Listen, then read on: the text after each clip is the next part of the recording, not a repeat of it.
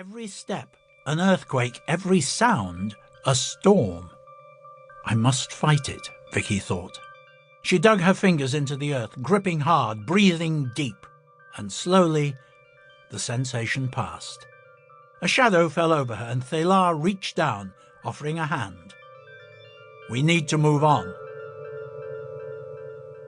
They walked in the shadow of the islands, Thelar taking the lead, the sack with their provisions over his shoulder. In addition to the trunks that anchored the islands above, there were other spurs of volcanic rocks spiking out of the desert grasses. These sharp ridges became a common feature, and Vicki slowly realized they were sinking lower between them, the landscape slowly transforming into canyons of glistening stone which they had to navigate. Amongst these they sometimes made good speed, but at others they barely inched forward. Over the past day, Vicki had learnt to recognize the approach of the ether, the invisible substance that ebbed and flowed around them, giving these lands their name and making it so treacherous. As Thelar edged on down a narrow passage, the doctor hung back. Seeing him cast suspicious glances at their guide, Vicki knew what was coming. "What exactly did you tell him?" the doctor whispered. Vicki sighed. It was the 5th time he'd asked in the past day. "That we were travellers and we'd been ambushed by pirates, and he understood. I didn't tell him about the TARDIS, if that's what you mean." The doctor didn't say anything, just carried on looking at her, a silent interrogation waiting for a response. They'd been caught in an electronic net, slung across this region of space by a group of pirates, spiders the doctor had called them, preying on unwary travellers.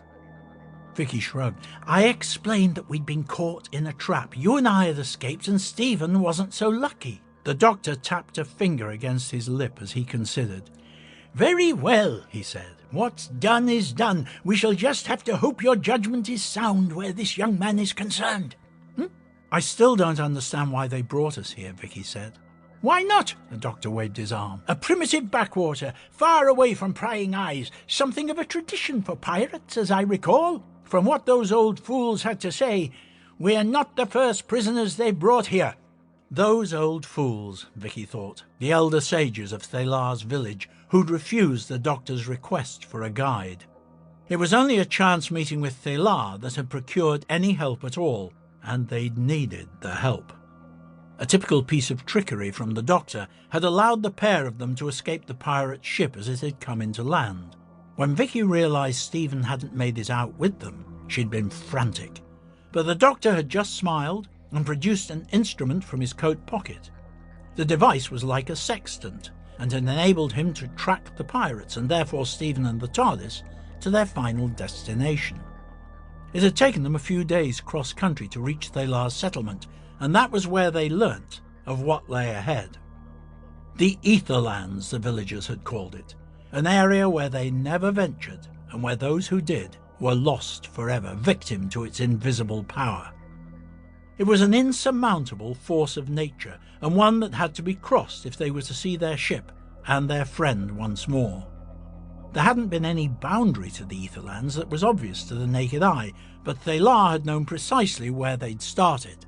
When the doctor tried to move past him, he had blocked his way and gestured at the landscape before them. The ether. Vicki had leaned forward, and in doing so had taken her first taste of the ether. The world had flashed with light and colour, threatening to envelop her, and then, in an instant, it was gone. It had been the same on and off ever since, moments of normality interspersed with sudden lurches in perception, like skipping a time track, Vicki thought, only 1,000 times worse. Up ahead, leaning against a slab of sickly green rock, Thelar was beckoning them on. For all the doctor's suspicions, Vicki thought, they'd not had a choice of helpers, and the fate of them all rested on his ability to get them through the Etherlands alive. Stuck in the narrow troughs of earth and rock, it was hard to get perspective on the landscape around them. Increasingly, the stone ridges rose higher, arching over them, giving only occasional glimpses of the sky. In the end, Vicki had started charting their progress.